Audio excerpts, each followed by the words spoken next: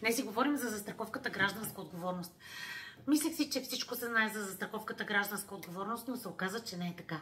И това видео, тъй като ти си последовател на канала на Вяра, явно си човек, който иска да знае на време, това видео е специално за теб, надявам се да ти е полезно. Застраховката гражданска отговорност. Трябва да има всеки автомобил, който има регистрационна табела с български регистрационен номер. Независимо дали се управлява или не. Но тук е много важно да ти кажа. Особено ако управляваш, ако ти се наложи да се качиш на автомобила, никога не карай без гражданска отговорност. Ако не е твой, в линк по-долу ти посочвам къде можеш да провериш по регистрационен номер дали има гражданска отговорност.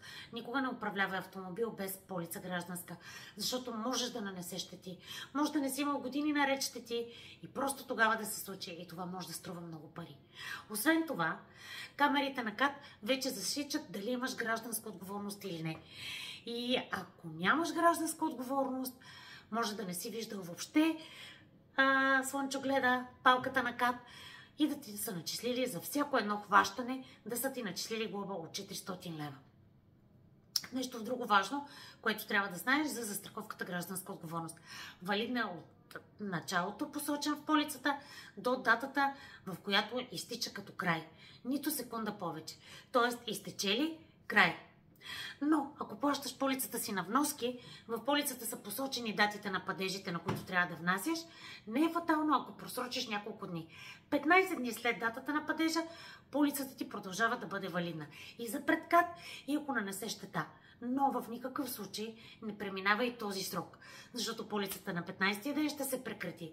И ако ти трябва да сключиш нова полица, винаги плащаш едни 12 лева за новосключена полица. Тези 12 лева не отиват при застрахователите, а отиват в гаранционен фонд за джигитите, които управляват автомобил без гражданска отговорност, нанасят щети и за да бъдат обезщетени потърпевшите на такива джигити, отиват тези 12 лева. Но ти си достатъчно коректен. Ако поддържаш полицата си, просто плащай си я в срок, за да не ги плащаш тези 12 лева ненужно. И последното важно нещо е информация от последните няколко дни. Наша клиентка ми сподели, че са я глобили 50 лева за това, че не си е залепила тези смешни и ужасни стикери върху предното стъкло. КАТ се е спрели и са я глобили 50 лева. Не съм съгласна с такива глоби. Всякакви глоби, които могат да имат ефект негативен върху други хора, ги приемам. Но 50 лева, заради това, че не си се залепил този стикер, който, както вече споменах, не обслужва никой. Застрахователите, нищо за тях.